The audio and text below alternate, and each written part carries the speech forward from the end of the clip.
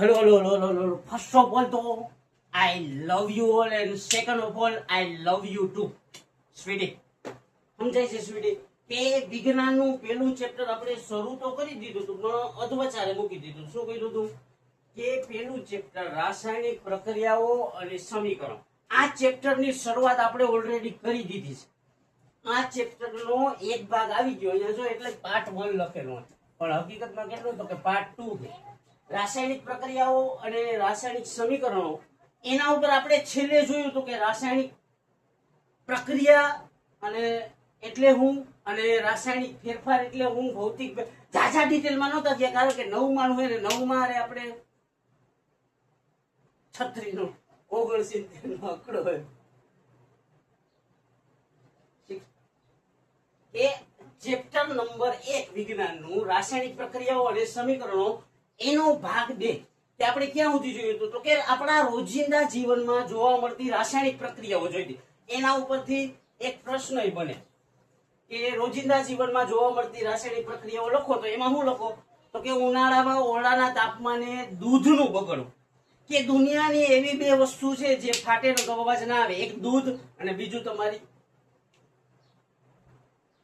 કાન ફાટે તો અવાજ ના આવે. પછી બીજું શું હતું તો કે એના પછી લોખંડના તવા તપેલા હોય તો એને ચોમાસામાં કે ભેજવાળા વાતાવરણમાં બહાર રાખી ઈ રોજિંદા જીવનમાં જોવા મળતી રાસાયણિક પ્રક્રિયા છે. ત્રીજું હું તો કે ખોરાકનું રંધાવું, ત્યાર પછી હતું ખોરાકનું પાચન થવું, શ્વાસોશ્વાસની ક્રિયા, કે આવું બધું આપણે પેલા જોયું હતું. ત્યાર પછી મેગ્નેશિયમની પટ્ટીવાળી પ્રવૃત્તિ, કે પ્રવૃત્તિ નંબર 1.1 પ્રવૃત્તિ નંબર 1.1 જોઈ હતી આપણે. હું કે મેગ્નેશિયમની 3 થી 4 સેમી લંબાઈની એક મેગ્નેશિયમની પટ્ટી લો, એને કાચ પેપર વડે 3 સેમી થી 4 સેમી વાળી મેગ્નેશિયમની પટ્ટી લો, એને કાચ પેપર વડે સાફ કરો, ચીપિયા વડે પકડી, ચીપિયા વડે પકડી અને એને સ્પિરિટ લેમ્પ અથવા તો XYZ વડે હળગાવ, જે થાય એનું અવલોકન કરો. એવી કઈક પ્રવૃત્તિ હતી મેગ્નેશિયમની પટ્ટી વાળી. ત્યાર પછી પ્રવૃત્તિ છે 1.2 જેનો વિડીયો એની માને મસ્ત બનાવ્યો હતો. પ્રવૃત્તિ 1.2 અને પ્રવૃત્તિ 1.3 આનો વિડીયો મેં એની માને જોરદાર બનાવ્યો હતો, પણ વિડીયો ચાલુ કરતા જ ભૂલી ગયો ને હમણાં અડધ કલાક એક બાપા મારી કરી. એટલે હવે મૂડ નથી. જ્યારે એવું લાગ્યું ને ત્યારે આ બે પ્રવૃત્તિઓ હું ફરીથી કરાવી દઈશ. કે પ્રવૃત્તિ 1.2 લેડ નાઇટ્રેટ અને પોટેશિયમ આયોડાઇડ વાળી, કે લેડ નાઇટ્રેટ અને પોટેશિયમ આયોડાઇડ ને મિક્સ કરી તો શું થાય ઈ પ્રવૃત્તિ. અને બીજી આ ઝીંકમાં સલ્ફ્યુરિક એસિડ અથવા હાઇડ્રોક્લોરિક એસિડ ઉમેરી તો શું થાય. આ બે પ્રવૃત્તિ આપણે નેક્સ્ટ ટાઈમ કઈ જોઈ લઈશ, મૂળમાં આવશે ને તે આ બે પ્રવૃત્તિમાં એમ 1.5 કલાકની એવી મહેનત કરીને મસ્ત કરીને સમજાવી હતી આ બે પ્રવૃત્તિ, પણ વિડીયો ચાલુ કરતા ભૂલી ગયો. કે પ્રવૃત્તિ 1.1 મેગ્નેશિયમ વાળી, પ્રવૃત્તિ 1.2 કઈ તો કે લેડ નાઇટ્રેટ અને પોટેશિયમ આયોડાઇડ ને મિક્સ કરો તો શું થાય. અને પ્રવૃત્તિ 1.3 ઝીંક વત્તા સલ્ફ્યુરિક એસિડ એટલે H2SO4 અને ઝીંક વત્તા હાઇડ્રોક્લોરિક એસિડ. આ પ્રવૃત્તિ છે એનો વિડીયો હું ક્યારેક અલગથી બનાવી દઈશ. તો કે અહીંયા સુધી આટલું થયું, આયા સુધીમાં શું થયું આટલું થયું કે પ્રવૃત્તિ 1.1 1.2 1.3 વિજ્ઞાન પહેલો પાઠ રાસાયણિક પ્રક્રિયાઓ અને સમીકરણ. રાસાયણિક પ્રક્રિયા છેવટે મેં મૂક્યું ત્યારે એમ કીધું હતું કે રાસાયણિક પ્રક્રિયા થઈ કેમ ખબર પડે તો કે રાસાયણિક ફેરફાર થાય એટલે રાસાયણિક પ્રક્રિયા થઈ એમ કહી શકાય. તો એમાં આપણે જોયું હતું મેગ્નેશિયમની પટ્ટી વાળું. પછી પ્રવૃત્તિ 1.2 ઝીંક વત્તા સલ્ફ્યુરિક એસિડ અને ઝીંક વત્તા હાઇડ્રોક્લોરિક એસિડ. મંદ હો, એસિડ મંદ, સાંદ્ર અને મંદમાં ફેર હોય એટલે ખાસ ધ્યાન રાખી. તો કે પ્રવૃત્તિ 1.1 1.2 અને પ્રવૃત્તિ 1.3 એની સમરી લેવાની છે આપણે. તો કે આપણે પ્રવૃત્તિ જોઈએ કે બધી આ ઉપરની પ્રવૃત્તિના આધારે તારણ હું નીકળી ગયો છે. તો કે ઉપરની પ્રવૃત્તિના આધારે તારણ શું નીકળે તો કે રાસાયણિક પ્રક્રિયા થઈ હોય ત્યારે શું શું ફેરફાર આવે એ કહેવાનું.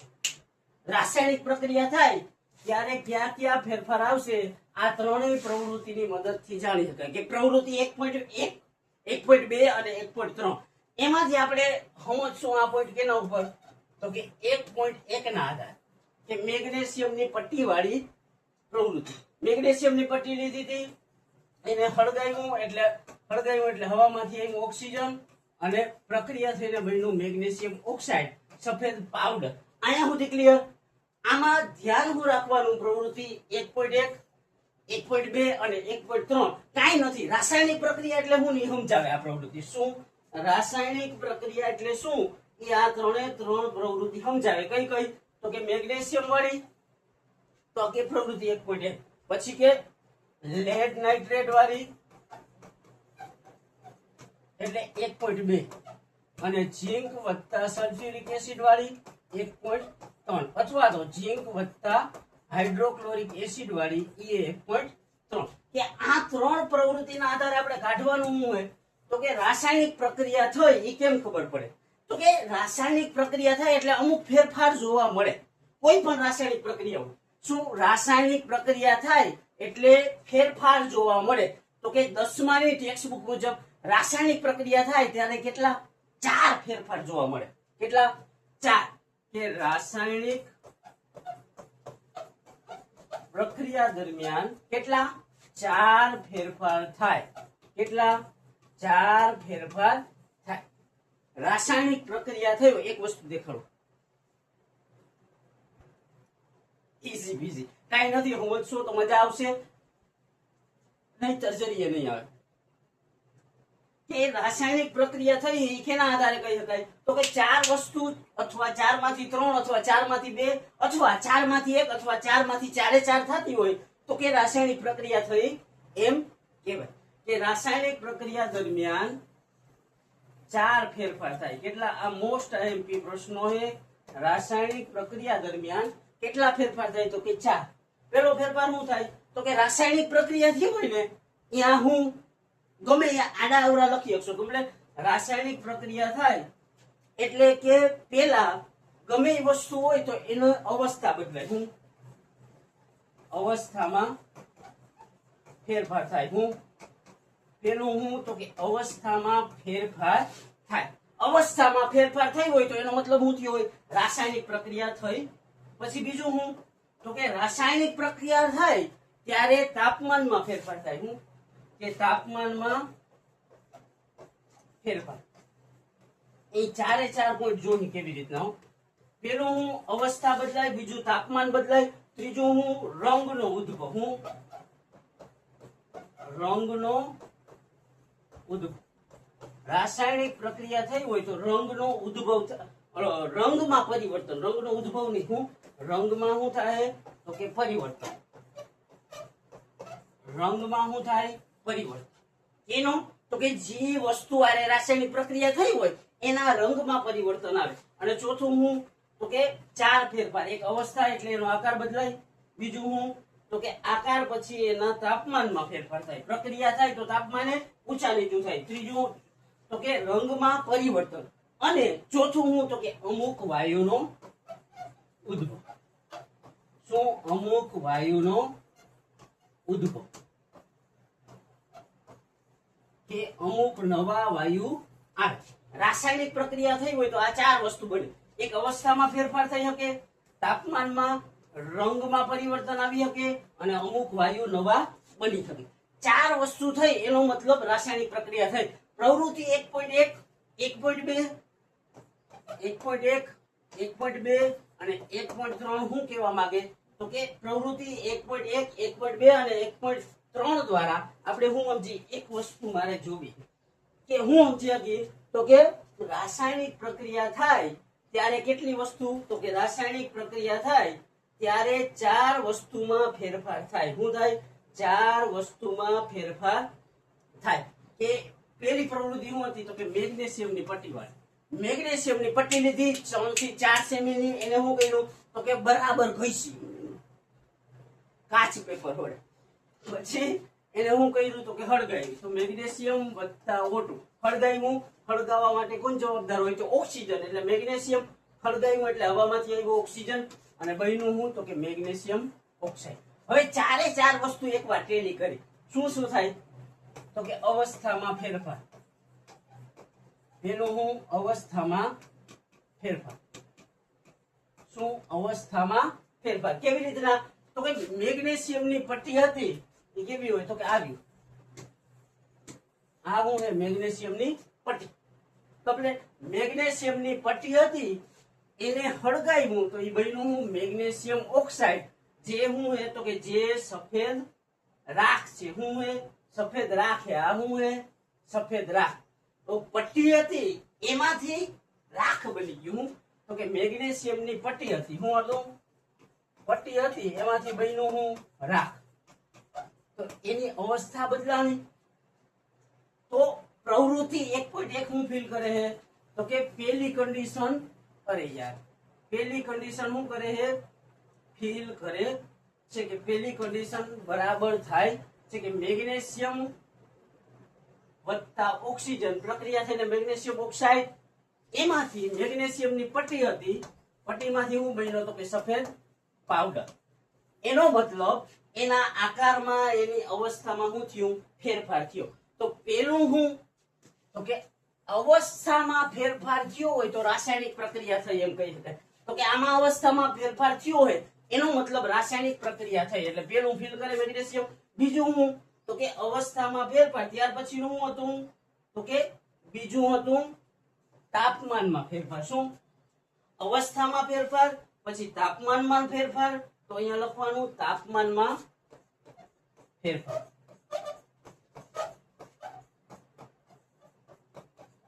ફેરફાર શું? તો કે તાપમાનમાં ફેરફાર. હવે અહીંયા મેગ્નેશિયમની પટ્ટી હોય એને હળગાવો. હળગાવો એટલે તાપમાન કેવું જાય?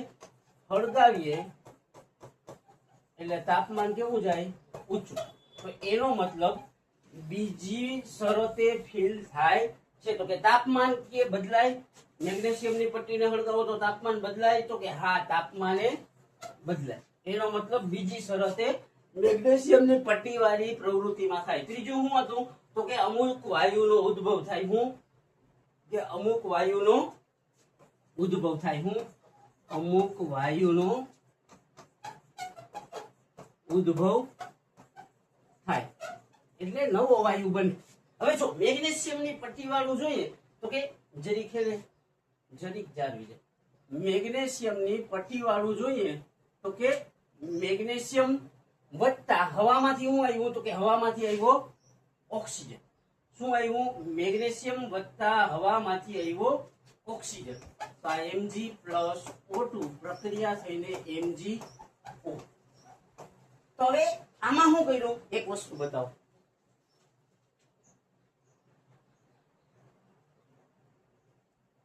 આ સમજાવું તાપમાનમાં ફેરફાર. તો કે તાપમાનમાં શું કરવા? ગમે એ વસ્તુ વધે. આપણે ના કહેતા બરી ગઈ ગાડી. બરી ગઈ એનો મતલબ હું? ગરમ થઈ ગયું. તો કે આ એ બળ્યું ને મેગ્નેશિયમ. બળ્યું એટલે ગરમ થયું. ગરમ થયું એટલે તાપમાન વધ્યું. વધ્યું એનો મતલબ તાપમાનમાં ફેરફાર. ઈઝી પીઝી. પેલું શું થયું? તો કે એની અવસ્થા બદલાઈ ગઈ. પટ્ટી હતી એમાંથી પાવડર થઈ ગયું. બીજું શું થયું? કે એના તાપમાનમાં ફેરફાર થયો. શું કરવા? તો કે મેગ્નેશિયમની બૈરી. બૈરી એનો મતલબ બૈરી એટલે હળવું. હળવું એટલે એમાંથી થયો પાવડરમાં. પણ પાવડર બનવા માટે જવાબદાર શું હતું? તો કે હળગવું. હળગવા માટે બૈરી. બૈરી એટલે તાપમાન ઊંચું ગયું. ઊંચું ગયું એનો મતલબ તાપમાનમાં ફેરફાર. ત્રીજું હું તો કે અમુક વાયુનો ઉદ્ભવ. હવે મેગ્નેશિયમની પટ્ટી જ્યારે હળગે ત્યારે એ પ્રવૃત્તિમાં તમે જોયું હોય ને તો તમને ખ્યાલ આવશે કે મેગ્નેશિયમની પટ્ટીમાં હળગે ત્યારે એમાંથી એક સફેદ જગારા મારતી જ્યોત ઉત્પન્ન થાય છે. શું? સફેદ જગારા મારતી જ્યોત ઉત્પન્ન થાય છે. અને ખાસ જુઓ ને તો કે તમને ધુવાણો દેખાય. હું હળગશે ત્યારે શું થાય? તો કે ધુવાણો દેખાશે. ધુવાણો મતલબ હું? તો કે CO2. એટલું યાદ રાખવાનું. ધુવાણો મતલબ શું થાય? તો કે કાર્બન ડાયોક્સાઇડ બન્યો હોય છે. એનો મતલબ અમુક વાયુના ઉદ્ભવ વાળી શું થાય? કન્ડિશન મેગ્નેશિયમની પટ્ટી વાળો ફીલ કરે છે. કમ્પ્લીટ. બીજું હું ત્રીજું હું તો કે અમુક વાયુનો ઉદ્ભવ. તો મેગ્નેશિયમની પટ્ટી હળગે એટલે ધુવાણો ઉત્પન્ન થાય. ધુવાણો ઉત્પન્ન થયો એનો મતલબ નવો વાયુ ઉદ્ભવ્યો. સમજાઈ ગયું? નવો વાયુ ઉદ્ભવ્યો એનો મતલબ આ રાસાયણિક પ્રક્રિયા છે એમ કહી શકાય. ચોથું શું હતું? તો કે પેલું અવસ્થામાં, બીજું તાપમાન, ત્રીજું અમુક વાયુ અને રંગમાં પરિવર્તન. શું? રંગમાં પરિવર્તન. શું? રંગમાં પરિવર્તન. તો કે મેગ્નેશિયમની પટ્ટી એમાંથી બન્યો મેગ્નેશિયમ ઓક્સાઇડ કમ્પ્લીટ. તો કે આ મેગ્નેશિયમની પટ્ટીમાંથી સફેદ રંગની રાખ બને, જે શું થાય? તો કે રંગ પરિવર્તન દર્શાવે છે. એનો મતલબ રાસાયણિક પ્રક્રિયા થઈ ત્યારે કેટલી વસ્તુ જોવા મળે? તો કે રાસાયણિક પ્રક્રિયા થાય ત્યારે 4 વસ્તુ જોવા મળે. 4 વસ્તુ થઈ એનો મતલબ રાસાયણિક પ્રક્રિયા થઈ. કઈ કઈ? તો કે રાસાયણિક પ્રક્રિયા થાય ત્યારે એની અવસ્થામાં કે પદાર્થની અવસ્થામાં ફેરફાર થાય. જો પદાર્થની અવસ્થામાં ફેરફાર થયો હોય તો રાસાયણિક પ્રક્રિયા થઈ એમ કહી શકાય. બીજું હું? તો કે અમુક વાયુ ઉદ્ભવે, કે વાયુ ઉદ્ભવે છે. જેમ કે હળગાવી તો શું થાય? ધુમાડો થાય. ધુમાડો થાય એના માટે જવાબદાર કોણ હોય? તો કે CO2. અવસ્થામાં ફેરફાર, વાયુ ઉદ્ભવે. ત્રીજું રંગમાં પરિવર્તન. રંગમાં પરિવર્તન. આ શું થયું? રંગમાં પરિવર્તન. આ ત્રીજું. અવસ્થામાં ફેરફાર, વાયુ ઉદ્ભવ, રંગમાં પરિવર્તન. અને ચોથું શું હતું? તો કે તાપમાનમાં ફેરફાર. તાપમાનમાં ફેરફાર. આ કેટલામું? તો કે ચોથા નંબરનું સ્ટેપ. હવે રાસાયણિક પ્રક્રિયા થઈ ક્યારે થઈ એવો પ્રશ્ન પૂછાય અને એના લક્ષણો કેટલા? તો કે 4. આ 2 માર્કમાં પૂછાય અને મોસ્ટ આઈએમપી. અવસ્થામાં ફેરફાર, વાયુનો ઉદ્ભવ, રંગમાં પરિવર્તન અને તાપમાનમાં ફેરફાર. આ હું? તો કે અવસ્થા બદલાય તો રાસાયણિક પ્રક્રિયા થઈ એમ કહેવાય. વાયુ કોઈ નવો ઉત્પન્ન થયો તો રાસાયણિક પ્રક્રિયા થઈ કહેવાય. એ વસ્તુનો રંગ બદલાનો તો રાસાયણિક પ્રક્રિયા થઈ એમ કહેવાય. તાપમાનમાં કોઈ ફેરફાર થયો તો રાસાયણિક પ્રક્રિયા કહેવાય. હવે આ 4 માંથી એક થાય તોય ભલે, તોય રાસાયણિક પ્રક્રિયા થઈ કહેવાય. 4 માંથી કોઈ પણ 2 થાય તોય ભલે, તોય રાસાયણિક પ્રક્રિયા થઈ કહેવાય. અને 4 માંથી જ્યારે થાય તોય ભલે, રાસાયણિક પ્રક્રિયા થઈ કહેવાય છે. કે રાસાયણિક પ્રક્રિયા થાય ત્યારે કઈ કઈ વસ્તુ જોવા મળે? તો કે રાસાયણિક પ્રક્રિયા થાય ત્યારે કેટલી? 4 વસ્તુ જોવા મળે. કેટલી? 4. એક અવસ્થા બદલાય, તો કે પદાર્થની અવસ્થા બદલાય. પછી બીજું શું? તો કે વાયુ ઉદ્ભવશે. પછી રંગમાં પરિવર્તન આવશે અને પછી તાપમાનમાં ફેરફાર થશે. આટલી વસ્તુ થઈ હોય એટલે રાસાયણિક પ્રક્રિયા થઈ એમ કહેવાય. અહીંયા સુધી કમ્પ્લીટ. અવસ્થામાં ફેરફાર, વાયુ ઉદ્ભવ, રંગમાં પરિવર્તન અને તાપમાનમાં ફેરફાર. આ 4 વસ્તુ થાય કે 4 માંથી કોઈ પણ એક થાય તોય રાસાયણિક પ્રક્રિયા થઈ એમ કહેવાય. અહીંયા સુધી કમ્પ્લીટ. હવે આવું બધું આપણે આ ચેપ્ટરમાં ભણવાના કે રાસાયણિક પ્રક્રિયા એટલે શું, રાસાયણિક પ્રક્રિયા એના પ્રકાર કેટલા, કેટલી રાસાયણિક પ્રક્રિયાઓ છે, શું કેવી રીતના બધું ભેગું થાય તો રાસાયણિક પ્રક્રિયા કઈ બને, એના પ્રકાર શું, કેવી રીતના થાય, કેમાં કેમ થાય, XYZ એની કે આ ચેપ્ટરમાં આપણે એ જ ભણવાનું હોય કે એના માટે પણ આપણે પહેલા સમજવું જોઈએ તો કે રાસાયણિક